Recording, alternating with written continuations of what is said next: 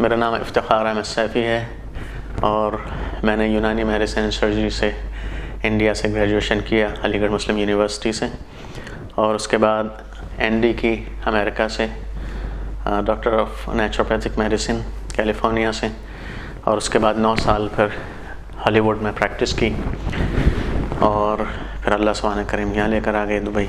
मेरी एक्सपर्टीज़ हैं syndrome x, यानी cardiovascular disease and diabetes and obesity, ये 3 चीज़। 25 साल मुझे मरीज़ देखते हुए करीब। हमारे पास अल्हम्दुलिल्लाह कितने सारे मरीज़ हैं कि उन लोगों को डायबिटीज़ थी। इस मेरी बात को सुनकर डॉक्टर्स को थोड़ा सा ताज्जुब होगा और से, यानी कि मैंने हो सकता है कुछ ऑब्जेक्ट भी करें, लेकिन कितने मेरे पास मरीज़ हैं अल्हम्दुलिल्लाह इनको डायबिटीज़ थी। अभी कोई डायबिटीज़ मेडिसिन की ज़रूरत नहीं है उन्हें, और हमने उनको ऑब्ज़र्व किया है ना। ख़ुद मुझे अल्लाह हम सब की हिफाज़त फरमाए, आपसे दुआ की दरख्वास्त है। आज से करीब 10 साल पहले तक डायबिटीज़ थी और अल्लाह का एहसान है, अल्लाह का शुक्र है, अल्हम्दुलिल्लाह अभी नहीं, अल्लाह का एहसान है।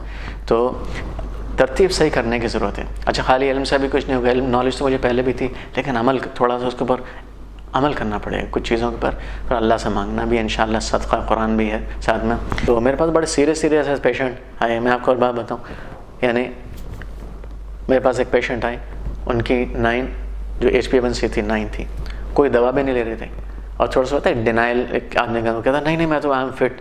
तो मैंने उनके टेस्ट करवाया, मैंने कहा उसके बाद मैं आपसे बात करूँगा। पहले टेस्ट हमारे सामने होता है, इसको मरीज़ को फिक्र भी होती है थोड़ी सी, इसलिए करवाते हैं, फिर फॉलोअप भी करना होता है। तो वो टेस्ट के लिए भी तैयार नहीं थे, बड़ी मुश्किल। मैंने कहा मैं आपको ट्रीटमेंट नहीं कर सकता, मुझे ये चाहिए। तो उनका 9 आया, देखा, फिर मैंने उनको, वो जो लैब वाले थे उन्होंने भी थोड़ा सा उनको समझा दिया, तो थोड़े डरे हुए मेरे पास आए कि डॉक्टर साहब मुझे तो पता नहीं था इतनी शुगर हो रही है ये।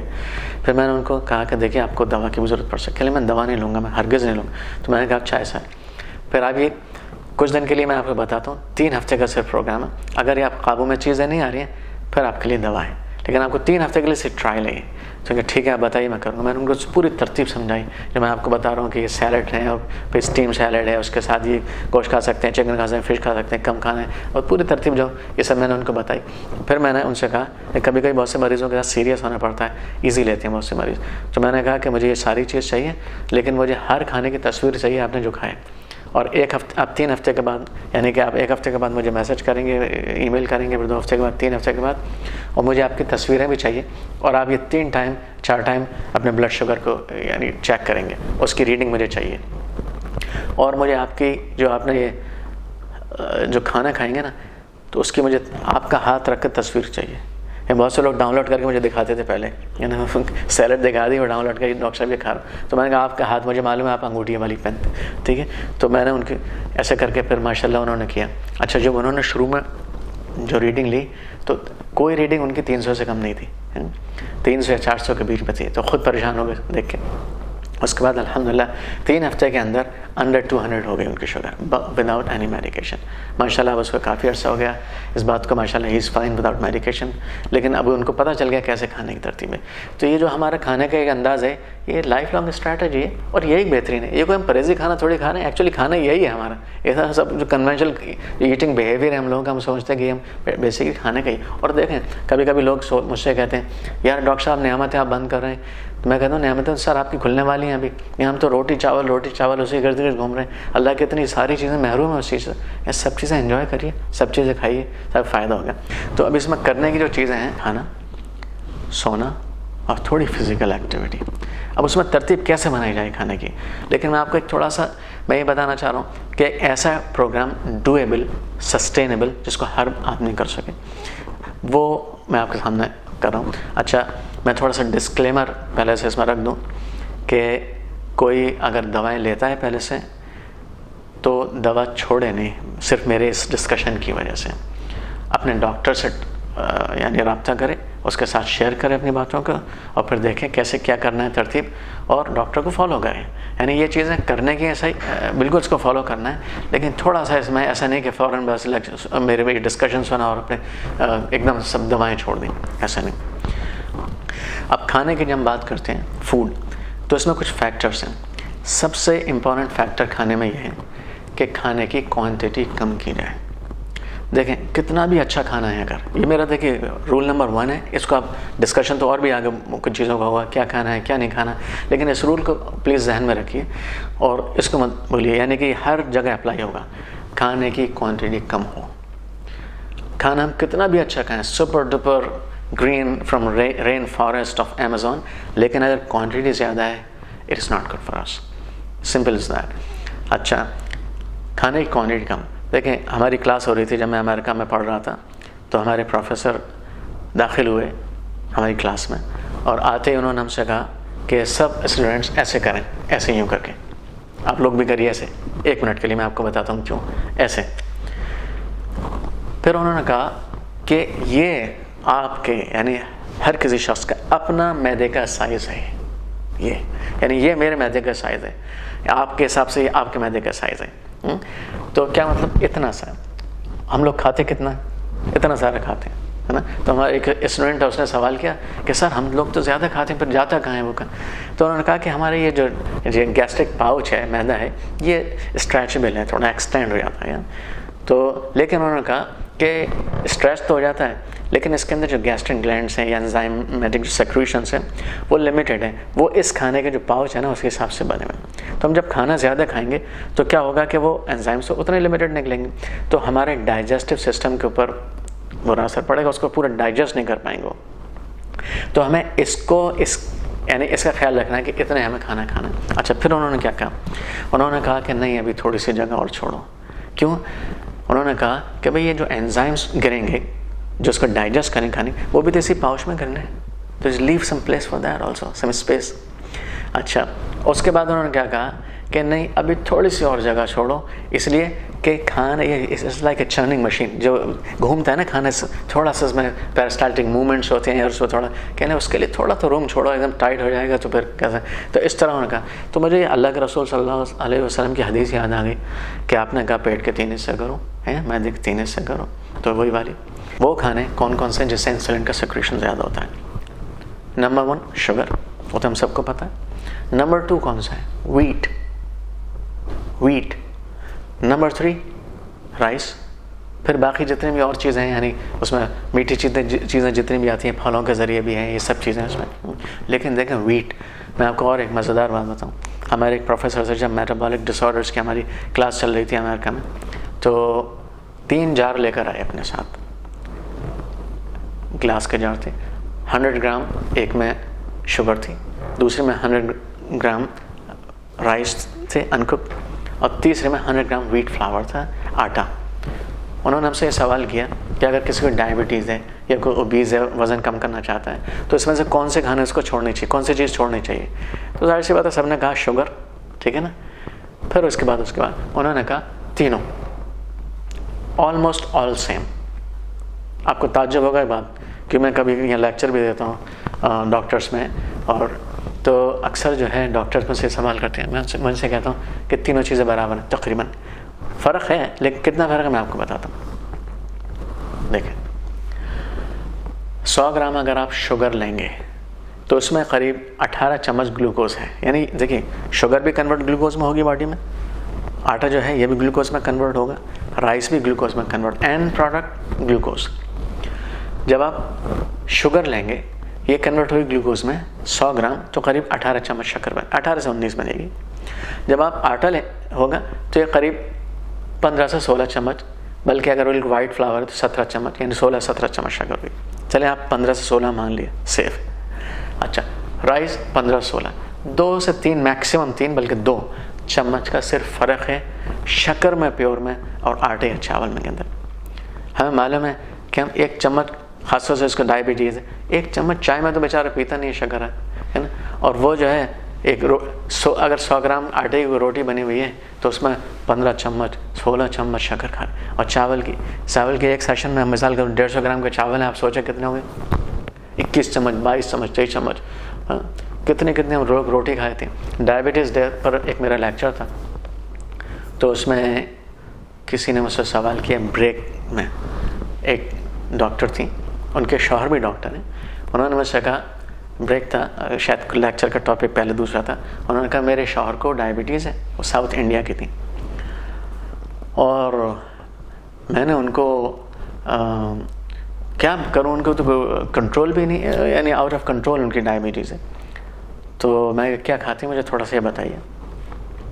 उन्होंने कहा हम लोग साउथ इंडिया में चावल खाते हैं, वो मैंने बंद कर दिया, रोटी देना शुरू कर दिया है।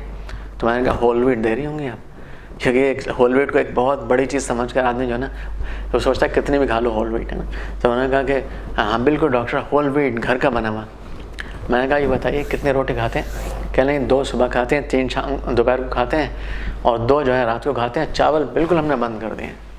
तो बड़ा मुझे तरस आया उनके ऊपर। तो मैंने कहा अच्छा, तो डायबिटीज़ ठीक नहीं हो रही है? क्या नहीं ठीक नहीं? तो मैंने कहा इस अंदाज से तो मुझे नहीं लगता कि ठीक होगी, वजह क्या है? तो मैंने उनसे ये पूछा कि आप ये बताइए कि आपके 1 किलो आटे में कितनी रोटियां बनती हैं, आप बनाती हैं खुद? तो उन्होंने एक अंदाज़ से कहा शायद 16 रोटियां बनाती होंगी। तो मुझे ऐसा याद नहीं है नंबर्स। तो मैंने कहा अच्छा 16 को आप कन्वर्ट करिए। 16 का मतलब है शायद 70 ग्राम की रोटी बनी हुई होगी, है ना, 70 ग्राम। देखिए मैंने आपसे जैसे कहा 100 ग्राम आटे के अंदर करीब 16 चम्मच शक्कर, ठीक है। अब 70 ग्राम के आधे कितने होंगी? 12 चम्मच, 11-12 चम्मच शक्कर, ठीक है ना। अब वो 7 रोटी खा रहे हैं, ठीक है ना, 7 रोटी खा रहे हैं। 70 ग्राम की अगर रोटी है 490 ग्राम्स हो गए ना, समझ गए ना। आप 400 ग्राम समझ लें, ठीक है ना। आप 350 ग्राम समझ लें वो रोटी खा रहे हैं रोज़ाना, ठीक है ना। अब आप अगर 400 ग्राम है मिसाल के तौर पर, आप मल्टीप्लाई करिए कितने चम्मच शक्कर, यानी आराम से अगर आप उसको 350 भी माने, 300 यानी 50 चम्मच के शक्कर, 45 to 50 teaspoon a day this gentleman is eating every day and he expects his sugar to go down. समझ ना, इतनी अगर कोई खा रहे हैं इतनी सारी चम्मच शक्कर के, तो कैसे ग्लूकोज के, तो कैसे डायबिटीज़ सही होगी। अच्छा, लोग पर यकीन नहीं आता किसी को जब मैं बात कर रहा हूँ, मैं उनसे कहता हूँ अभी आप गूगल करिए, सबके पास इंटरनेट है, अभी आप लोग बैठे हुए ना, आप गूगल करिए सब, आप ये टाइप करिए calories in 100 gram of wheat flour. Calories आप पहले टाइप करिए calories in 100 gram of sugar, calories आएंगे करीब 384-86, ठीक है। फिर आप टाइप करिए calories in 100 gram of wheat flour, ठीक है। उसमें आएंगे करीब 320 to 340 आएंगे। वो इसलिए है कि वो होल व्हीट है या वाइट फ्लावर है, इस किस्म की चीज़ें आप आएंगी। अच्छा, फिर चावल में भी ऐसी आएंगी करीब 1 ग्राम में 4 कैलोरीज होती है, 1 ग्राम कार्बोहाइड्रेट में 4 कैलोरीज होती हैं। अब आप उससे डिवाइड कर दीजिए, आपको खुद पता चलेगा कितनी। यानी अगर सिर्फ आप ये देखें, बहुत ज़्यादा डीप में जाइए, थोड़ा मैथमेटिक्स यहाँ आ गया। आप ये देखिए कि 100 ग्राम आटे के शक्कर के अंदर 380 कैलोरीज हैं। तो आटे के अंदर अगर वाइट फ्लावर है, जो अक्सर हम लोग वही इस्तेमाल करते हैं, तो कितना आ गया 340 ग्राम। चलिए अब होल व्हीट भी है ना, होल व्हीट का मैं आपको एक बात बताऊँ, हम कहते हैं होल व्हीट खाना भाई होल व्हीट में आप ये बताइए कितना फाइबर है? मैक्सिमम 5-6% फाइबर है ना, बाकी 94% क्या है? भी वो सारा कार्बोहाइड्रेट है ना। अब 94 का आप मल्टीप्लाई कर दिए, 4 से 4 कैलोरी होती हैं, आप देखें कितनी सारी कैलोरीज निकल कर आएंगे। तो अभी और ये बड़े बड़े लोग गलती करते हैं। मैं एक बड़ी मीटिंग में था, उसमें सब डॉक्टर्स थे और खाना हम लोगों ने खाया। मेरे बराबर में एक बहुत बड़े डॉक्टर बैठे थे, तो खाना खा लिया, चाय का नंबर आया, तो उन्होंने कहा कि मुझे शुगर फ्री टी चाहिए। तो मेरे बराबर में बैठे हुए थे, मैं देख रहा था माशाल्लाह क्या खा रहे हैं। तो मैंने उनको ऐसे, मैंने कहा डॉक्टर साहब क्यों? अरब थे। मैंने कहा वाई? कह लेंगे वो आई हैव बॉर्डरलाइन डायबिटीज़, मेरे बॉर्डरलाइन डायबिटीज़ है। अब मैंने खैर उस वक्त कुछ नहीं कहा, सब लोग बैठे हुए। तो जब बाहर आए तो मैंने कहा डॉक्टर साहब आप क्या कर रहे हैं? आपने करीब 40 चम्मच शक्कर मेरे सामने खाई और आपको 1 चम्मच जो है ना बर्दाश्त नहीं। तो देखें अब उनका सवाल मुझसे क्या था। उन्होंने कहा डॉक्टर साहब मैंने 40 चम्मच कहाँ शक्कर खाई? मैंने कहा आपने वो मंदी जो चावल बिरयानी थी और जो सीरियन ब्रेड आप खा रहे थे, तो उसके अंदर तो हम लोग मुझे आदत देखने बदल जाता है ना, एक हमारा कहाँ में कितनी कैलोरीज किस में। तो मैंने कहा डॉक्टर साहब आपने, तो अब देखें उनका एक सवाल देखें। उन्होंने कहा क्या वो लोग इसमें शुगर डाल दें क्या? मैंने कहा डॉक्टर साहब आप अगर ऐसी बातें करोगे तो आपके पेशेंट कैसी बातें करेंगे? तो नहीं, फिर मैंने उनको समझाया, मैंने कहा इसमें कैलोरीज है, ये कार्बोहाइड्रेट है, कन्वर्ट होता है ग्लूकोज के अंदर। देखें तो ये जो चीज़ है इतना सोचता नहीं असल में आदमी, अगर सोचा तो जाहिर सी बात है डॉक्टर उनके समझ में आ जाएगा। तो ये हम लोग इतनी इतनी रोटियाँ, इतनी इतनी शुगर रोज़ाना, यानी 50 एवरेज चम्मच, यानी 40 से 50 एवरेज चम्मच शक्कर हम लोग रोज़ाना खा रहे हैं। तो अब बताइए हमारी डायबिटीज़ का क्या हाल होगा। अच्छा, एक और मैं आपको बताऊँ, ये बहुत इंटरेस्टिंग है, इसके ऊपर भी डॉक्टर्स काफ़ी कभी कभी तो घूर के देखते हैं मुझे, ठीक है। तो उसमें देखें, एक वक्त में हमारी बॉडी 1 टीस्पून शुगर हैंडल कर सकती है, अगर करीब 70 किलो का वजन है किसी का। कितना? मैंने बोला 1 टीस्पून शुगर, दैट्स इट। अब आप बोलेंगे हम तो इतना सारा खा लेते हैं, कुछ नहीं होता। खाते हैं, लेकिन अल्हम्दुलिल्लाह जैसे मैंने उसके इंसुलिन है, उसका एक निज़ाम है कि वो एक्स्ट्रा को ऊपर कन्वर्ट करके फैट में कन्वर्ट कर दे, तो we are paying a cost for that. लेकिन जो हम खा सकते हैं एक टाइम में, वो 1 चम्मच शक्कर है। वो कैसे, मैं आपको बताता हूँ। हमारी जो शुगर का लेवल नॉर्मल कितना होता है, 80 होता है ना फास्टिंग का, 120 होता है ना बाद में, चलो उसको थोड़ा सा बड़ा भी कर सकते हैं, 140 भी कर सकते हैं, ठीक है। अच्छा, एवरेज निकालना तो कितना हो गया, 100 मिलीग्राम पर decilitre of blood, clear. 100 milligram पर डेसीलीटर ऑफ ब्लड। 1 लीटर में कितना हो गया, डेसीलीटर कहते हैं कि 1/10 ऑफ ए लीटर, यानी 100 मिलीलीटर। अब 1 लीटर अगर खून है तो उसमें 1000 मिलीग्राम, यानी 1 ग्राम, 1 लीटर खून में 1 ग्राम शक्कर, ये नॉर्मल है। अगर 5 लीटर खून है किसी के अंदर, तो फिर 5 ग्राम शुगर।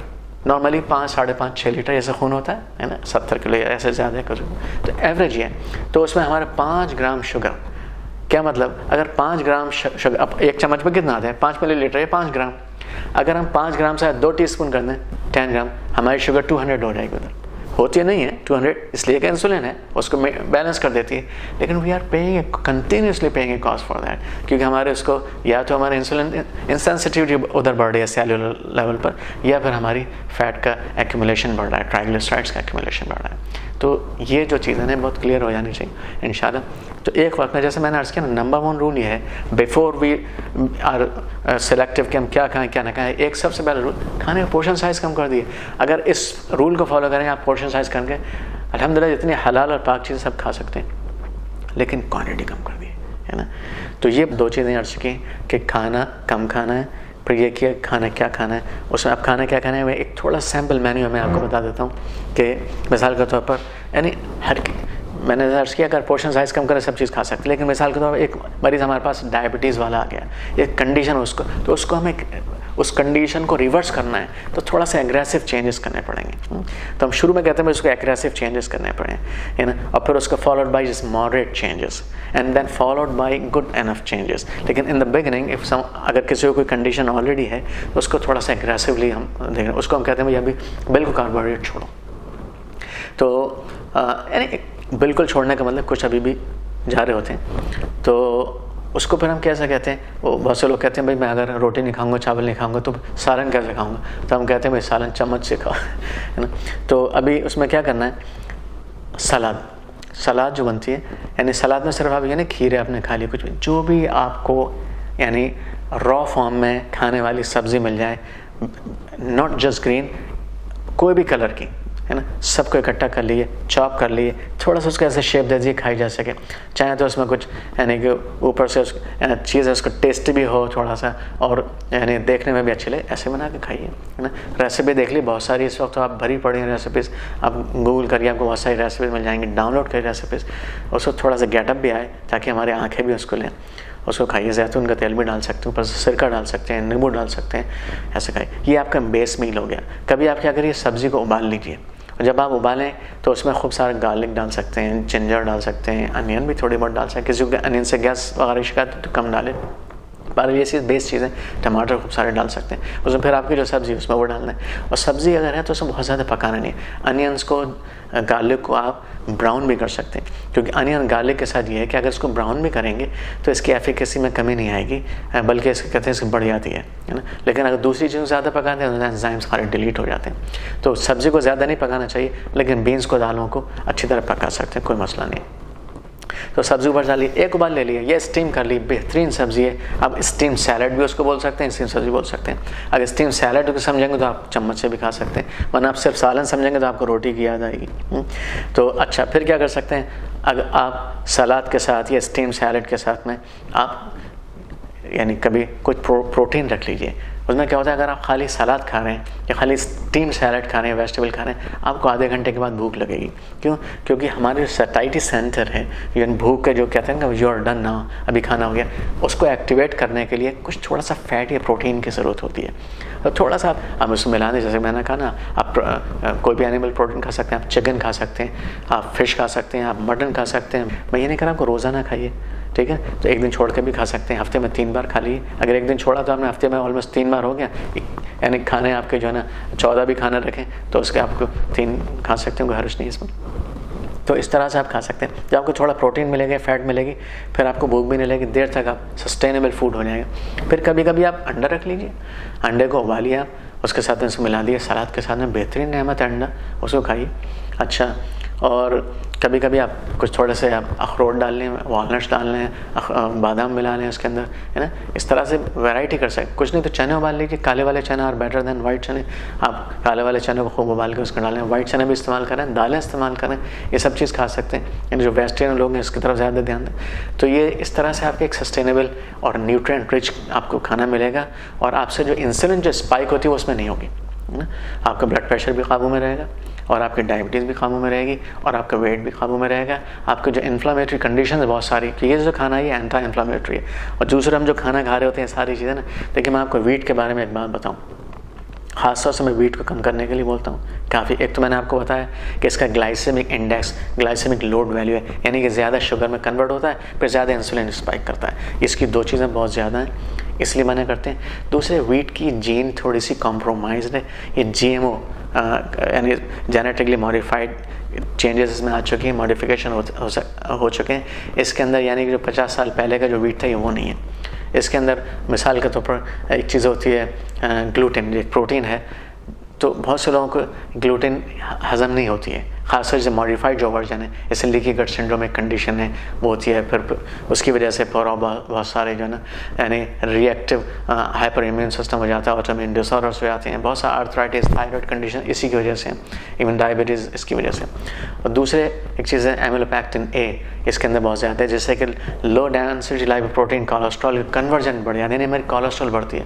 हम सोचते हैं सर फैट खा रहे हैं, फैट छोड़ देते हैं खाने के लिए, हालांकि जो चीज़ छोड़ने की है वो नहीं छोड़ते, तो यानी उससे होता है। दूसरे इसके अंदर एक चीज़ होती है ग्लाइडिन। ग्लाइडिन से क्या होता है कि ये आपको भूख बहुत ज़्यादा लगती है ना, क्योंकि इसके साथ एक फील एंड गुड मेमोरी आपके अंदर ये वीट छोड़ता है, इसलिए वीट की क्रेविंग आपने देखा बहुत ज़्यादा होती है, आदमी वीट ही खाता रहता है। तो इसलिए दूसरे ये कि जब आप वीट खाना, मिसाल का तौर आपने एक बार इस तरह कार्बोहाइड्रेट रिच खाना, आपको मैंने जैसा अर्ज किया भूख जल्दी लगेगी, इंसुलिन स्पाइक होती है, पर छोड़ना मुश्किल होता है। उसके लिए तरीका ये है कि जब आप खाना खाएं, आपने यानी स्टीम सैलड ले ली या कभी रॉ सैलड ले ली, उसके अंदर वैरायटी चेंज करते रहिए प्रोटीन्स की, फैट्स की, तो फिर आपको इंशाल्लाह वो स्पाइक जो होती नहीं होती, इसलिए आपको बहुत ज़्यादा भूख भी नहीं लगेगी, क्रेविंग भी धीरे धीरे इंशाल्लाह फिर ख़त्म हो जाएगी। और आप हफ्ते में एक दिन एंजॉय कर सकते हैं वीट को, राइस को। ये मैं बात अर्ज़ कर रहा हूँ उनको जिनको डायबिटीज़ है और सीवियर डायबिटीज़ है ख़ास तौर से। तो अब थोड़े से आप ये करें नींद के बारे में।